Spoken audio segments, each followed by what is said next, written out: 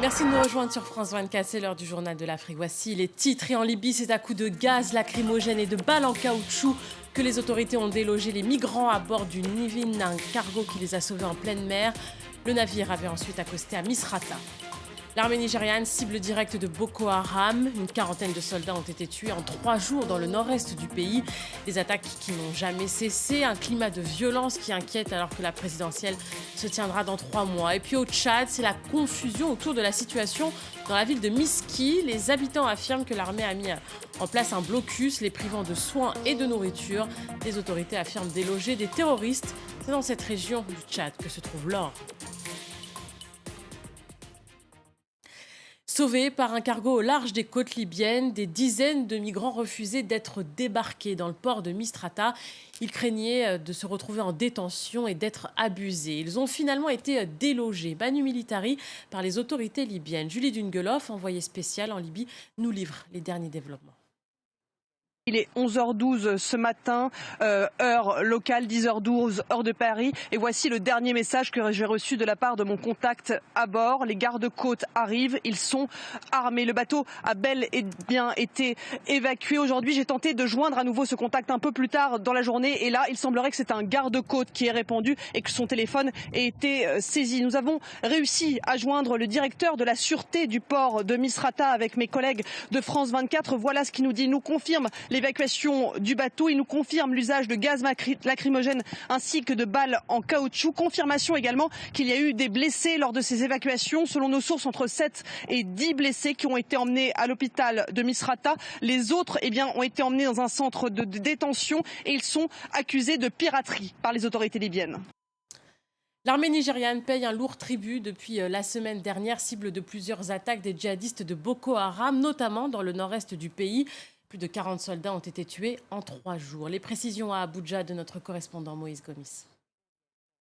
Des attaques qui étaient synchronisées dans 3 localités différentes. Ça a commencé samedi du côté de Ménoc, une localité qui se trouve à une cinquantaine de kilomètres de Maiduguri. Et puis ça s'est suivi dimanche avec 2 attaques simultanées.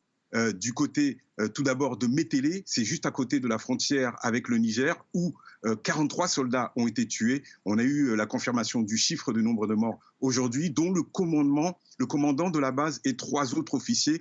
Donc cette attaque, c'était d'abord à Métélé et puis ensuite une attaque à Gadiram, à 80 km au nord de Maiduguri. Là, les militaires nigériens ont pu résister et il n'y a pas eu de victimes à déplorer de leur côté. Alors Moïse, nous sommes à 3 mois de l'élection présidentielle au Nigeria. Lutter contre Boko Haram, c'est toujours un enjeu majeur dans une campagne présidentielle dans le pays, mais c'est plus que jamais une difficulté aussi.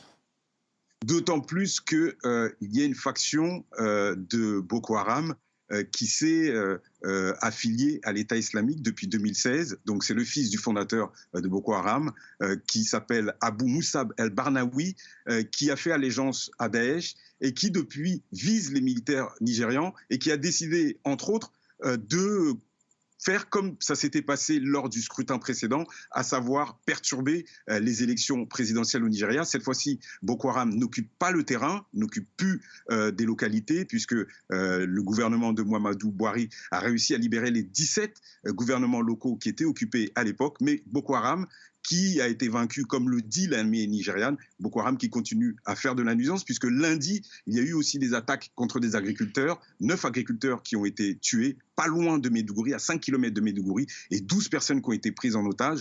Et ces attaques, ce week-end, ont coïncidé avec le lancement de la campagne officielle du président Muhammadu Buhari, qui a lancé sa campagne dimanche, et son principal opposant, Atiku Abubakar, qui a lancé sa campagne lundi. Donc ça veut dire que Boko Haram va jouer l'oiseau de mauvais augure durant ces élections nigériennes qui auront lieu dans 3 mois. Et l'armée malienne est également la cible des attaques terroristes. 3 soldats ont été tués ce mardi alors que leur véhicule a sauté sur un engin explosif près de Boni dans le centre du pays, centre où se concentrent de plus en plus d'attaques. La Fédération internationale des droits de l'homme a d'ailleurs publié un rapport accablant sur cette constatation.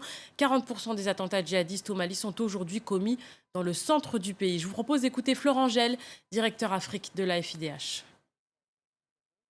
La situation a considérablement empiré dans le centre du Mali. en raison du fait que le centre du pays était considéré par les djihadistes comme une zone à gagner, une zone à prendre.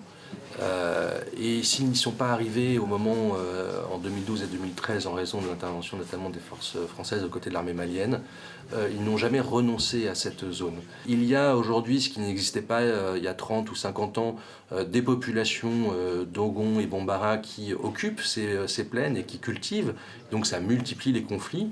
Et donc on voit qu'il y a aussi l'agriculture intensive, la démographie qui rend en fait cette zone une zone de conflit sur l'accès aux richesses et l'accès aux ressources naturelles, mais également une zone de conflit entre communautés. Que se passe-t-il en ce moment à Miski, dans le nord du Tchad? L'armée affirme avoir délogé des djihadistes, mais un groupe d'autodéfense rétorque que c'est faux, dénonce un blocus de l'armée. Les détails de ce dossier avec Nicolas Germain. Alors, il est difficile d'avoir des informations précises. C'est une région très reculée des montagnes du Tibesti et autour de cette région de Miski où il y a de l'or. Mais il y a un point au moins sur lequel l'armée et les combattants du groupe d'autodéfense sont d'accord, c'est qu'il y a bien eu des combats ces derniers jours. J'ai pu joindre le porte-parole du comité d'autodéfense. Il me dit qu'il a 1000 hommes et il dit qu'actuellement l'armée est à 75 km de Miski. Ce porte-parole, il s'appelle Mouli Sougui. En fait, c'est l'ancien sous-préfet de la zone. Il a démissionné il y a quelques jours pour dénoncer les agissements de l'armée. Et tout à l'heure, je lui ai demandé quelle était l'origine de ces combats. On l'écoute. L'allégation selon laquelle il y aurait des terroristes et des narcotrafiquants, des mercenaires à risque, c'est des arguments fallacieux. La réalité, c'est que Déby et sa famille voudraient absolument mettre la main sur la richesse de Miski. La situation humanitaire est catastrophique. Nous avons des blessés qui ne sont pas soignés. L'armée, après s'être retirée de Miski, il a mis un blocus sur la circonscription. Tous les axes qui mènent à la sous-préfecture sont soit minés, soit tenus par l'armée. Alors Nicolas, que répond à ça le gouvernement ? Donc le gouvernement affirme qu'il combat des djihadistes et dimanche, la télévision tchadienne a montré le ministre de la Défense Daoud Yahya qui était dans la région et le ministre s'adresse à la population locale. Je vous propose de l'écouter. Nous sommes venus visiter nos forces qui sont à Miski et qui ont délogé l'ennemi, dégagé l'ennemi. Et j'appelle toute la population de Miski, ceux qui appartiennent à l'État tchadien, à la 4e République, de venir auprès des forces de défense et de sécurité et laisser le terrain libre à ceux qui veulent créer des problèmes. Et nous sommes en face d'eux. Et donc le gouvernement rappelle aussi que cette zone se trouve près de la Libye, qui est un pays encore très instable et donc propice aux djihadistes et aux trafiquants. Le groupe d'autodéfense, lui, il explique que c'est surtout le président Idriss Déby, qui est au pouvoir de 28 ans, qui, selon le groupe, veut s'accaparer l'or de la région. Et ce groupe pense qu'il y aura encore d'autres combats dans les semaines à venir. Vendredi dernier, nous recevions sur ce plateau l'avocat de Karim Ouad, maître Michel Boyon, suite à la décision du Conseil des droits de l'homme des Nations Unies qui estimait que le procès de Karim Ouad ne respectait pas le droit et qu'il n'offrait pas de recours juridique. L'avocat de l'État du Sénégal, maître William Bourdon, a souhaité lui répondre. Il soutient qu'un recours en appel n'est pas une obligation universelle. Écoutez. D'abord, la CREI, une juridiction qui n'a pas été créée, contrairement à ce qu'a indiqué un des conseils de Karim Ouad, spécialement pour M. Karim Ouad, il a évoqué la date de 2012, elle a été créée en 1981. Et donc c'est une vieille institution qui avait fait ses preuves. Ensuite, et c'est le point très important, moi je suis un grand défenseur du multilatéralisme. Je milite en faveur du respect par les États des décisions rendues par les différentes institutions qui font partie de la galaxie onusienne. Pour autant, parfois il y a des erreurs et parfois il y a une appréciation factuelle ou juridique inexacte. Il y a toute une série de juridictions, pas simplement en France, la Cour de justice de la République, d'autres juridictions, mais également dans bien des pays européens, où aucun droit d'appel n'est prévu. Donc ce n'est pas du tout un droit absolu. C'est pas ce que dit la Cour européenne des droits de l'homme. Donc moi j'ai le plus grand respect pour les organes des Nations Unies, mais là, sur des questions procédurales fines, complexes, il semble qu'il y ait eu une erreur d'appréciation. Il aura fallu 12 ans de débat pour qu'une loi protège enfin les travailleurs domestiques au Maroc. Parmi les grandes avancées, l'obligation de déclarer tout employé de maison, ce qui permet l'accès à une protection sociale. Alors l'avenir sera-t-il meilleur pour ces employés qui travaillent la plupart la peur au ventre? Jean-Marie Lemaire et Théa Olivier ont recueilli des témoignages. Écoutez. Depuis l'âge de 7 ans, j'ai passé toute ma vie dans des maisons, à faire le ménage jusqu'à l'âge de 23 ans. J'ai beaucoup été maltraitée au point de tenter de me suicider.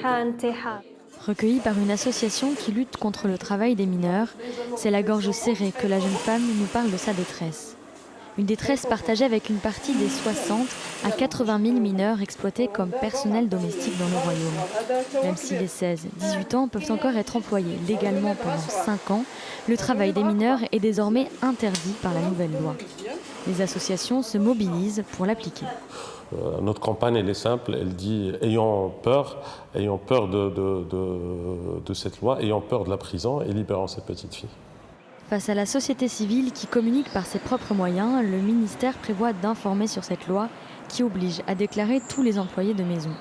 La bonne application, la mise en œuvre de cette loi, on table justement sur la question de la formation-sensibilisation. Ça, c'est très important parce que les gens, il faut qu'ils connaissent qu'il y a une loi, qu'il faut appliquer. Une sensibilisation qui ne semble pas avoir touché les premiers concernés. C'est le cas de Ziad, prêt à payer 25% de charges sociales et à déclarer sa femme de ménage qui travaille ici 2 fois par semaine. Mais pour lui, cette loi ne répond pas à toutes les situations. Ici, il y a plusieurs employeurs, donc lequel devra déclarer cette personne. Est-ce que c'est celui où il aura le plus d'heures, où chacun devra faire une déclaration à part, où chacun aura un contrat à part? Donc c'est un peu compliqué au fait à gérer au quotidien. 48 heures de travail par semaine, un salaire minimum et un jour de congé hebdomadaire, des mesures difficiles à contrôler sur le terrain. Et pour l'heure, le manque de communication est flagrant. Non, on ne sait rien. On a juste entendu qu'ils allaient faire une loi pour les employés de maison avec des contrats, mais on ne sait rien. Personne ne va l'appliquer, c'est rare. Cette réelle avancée sociale pourrait bénéficier à des centaines de milliers de personnes. Pour l'instant, employeurs et employés restent perdus dans les démarches administratives. Et c'est la fin de cette édition africaine. Restez sur France 24, l'info continue.